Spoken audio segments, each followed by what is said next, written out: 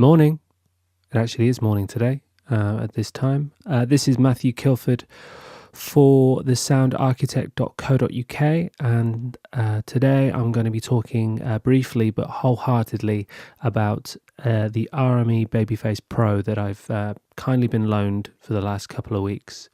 It's been out for a few years now, but it's not, I would say, not one of the most popular interfaces that people go to straight away in the UK, I would say.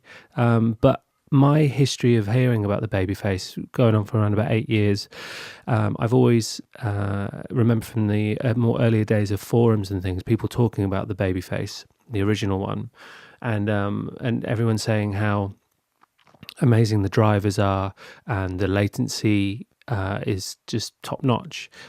So roll on to this present day, and it's great to finally get my hands on one and try it compared to some of the other interfaces I've used over the past decade. As I say in the review, my history with audio interfaces, like most of you, I think, a lot of time scratching your head, wondering why things are disconnecting, and your latency problems. So I'm going to just briefly go over why I like this and the fact that it just works. It's been quite ridiculous, actually, albeit only a couple of weeks. But I'll go from the start. So my favourite thing about this from the original one, only by looks, I've never used the original one, but the Babyface Pro, I'm pointing here, hopefully my hand is coming into screen, is that they've got rid of the breakout cable, which I really struggled with when I had an Apogee. I just thought that it was going to break, and it did. It didn't take too long for it to break, and I wasn't heavy-handed with it. I'm sure there are other people who love it and get on with it, but having everything built into the actual unit is just so much better for me. I much prefer it. So it's lovely. You can see here that the XLRs now come direct in on the back. It is built like a tank. It's really, really sturdy aluminium, I think it's made of, and everything is nicely laid out around. You can see here on the review on this picture here, you've got it's all powered by USB. You've got the XLR ins and XLR outs there. You've got the ADAC connectivity, so you can sort of branch out your inputs and outputs. You've got a MIDI connector there, which is probably not used as much as it was a few years ago, but my keyboard just connects direct in with USB, but I know there are other uses for it for older keyboards and things, and other such stuff.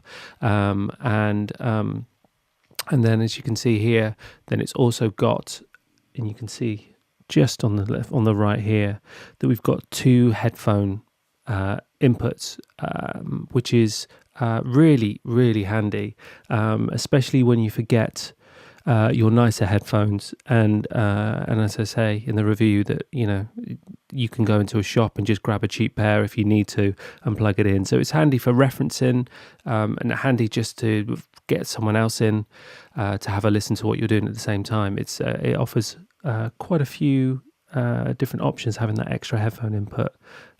So a big plus for that. The encoder is great. It moves nicely around. I've got my microphone going through it at the moment, through the interface, so I won't mess around with the levels, but you can see it working on the LEDs, which are nice and bright. But my main point is with this, that the connectivity is all great and it's all there, but in its use, it's very, very simple. What I like is that we can, if I just press here, I'm having a stretch, but that just takes you through either your 1 and 2 inputs for your XLRs, your inputs 3 and 4, which are on the right here. So if you're plugging in a guitar, which I should add, has more than plenty enough gain, and for what's that needed. I've seen some people complain about it, but it's been absolutely fine for me using my guitar into it. Of course, keyboards can go in there, and bass guitar, and any other sort of line inputs. These can be linked as well, and you can do that with the XLR. And it just is very simple to use. The The outputs is the same, since you can go to the outputs, so you can say they're now lit up, and you can go through and set the levels of the main outputs, and then the headphones, and your optical there, which is something I wouldn't use, but who knows, in the future the interface can grow with you. The other upside that we have is that I'm talking about the unit here, but you can see on the main screen in the middle that I've got their TotalMix FX. Now, you can go amazingly deep into this. I've never used an interface that has... Oh, have I? Yes, no, I have. I have had a Focusrite, which was quite tricky to use, actually, which had inbuilt DSP before. This has been fantastic to help with tracking. I've been using it to try and track some vocals over the past couple of weeks. And you can see, if I click here, so this is my mic coming in, this little dude here.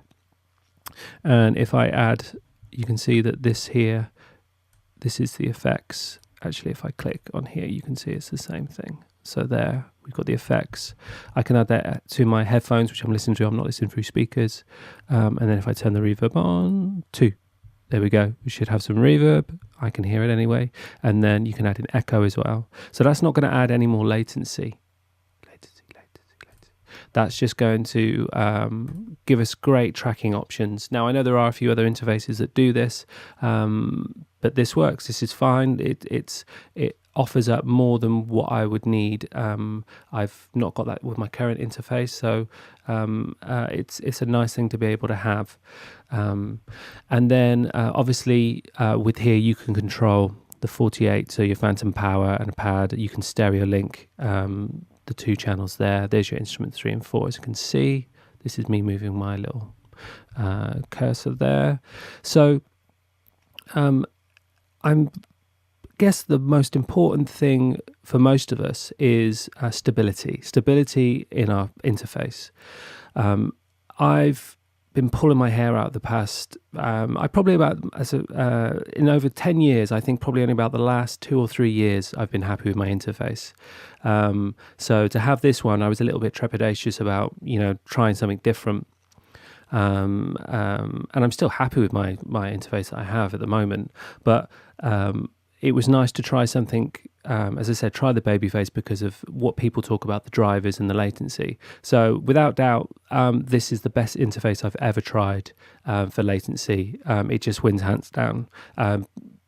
Tracking guitars has been a dream. It's so much easier. And you can see, I think I actually do a result of what latency I got, 1.8 output, 3.0. That's the lowest I've ever got.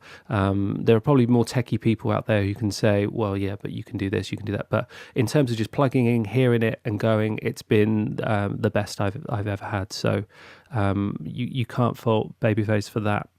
I think in terms of if I'm thinking about things that are being missed from this interface, some people complain that these the XLRs here, they don't click into place. They just sort of, you plug them in, but there's no click feature. I've not had any problems with them coming out or anything, but I can see where if you were, especially on remote and not in a studio, where having that could be a problem if you recording loads of people and then a cable gets pulled out. I can see the problem there, but it's not been a problem for me sort of sat in my studio. The only thing I would say else that's missing is I really enjoy having inbuilt another set of outs for a set of speakers or a boombox, another reference. I've got so used to having that the past couple of years. It's been a game changer for me. Oh no, I've used the word game changer, but it has. It's helped with my mixes so much. So yes, you can get that if you sort of use the ADAT and go to things with more ins and outs, but it would be nice to have it on the actual the main unit. But this interface, being able to USB powered and being able to power both the XLRs with no power supply, there's not many that do that in this price range, below or above, really.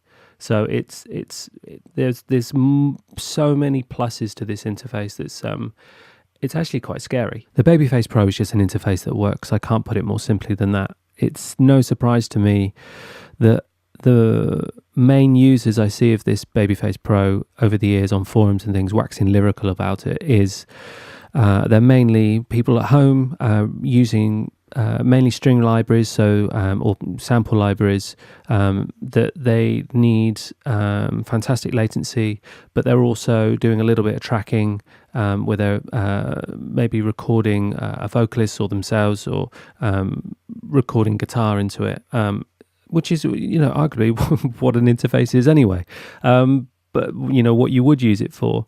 But I guess what the other type of person from that is, I would say that it's not screaming analog. It's very digital. So some people tend to go down the UAD route or the Audient route, which is, we're at a point now where there are a lot of great interfaces out there. There's still a few not very good ones, hence why I'm talking so much about having stable, solid drivers and great latency.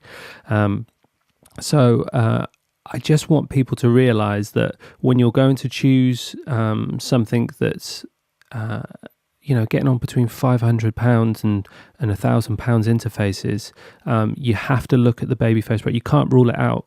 You have to try it, and it might work better than some of the others.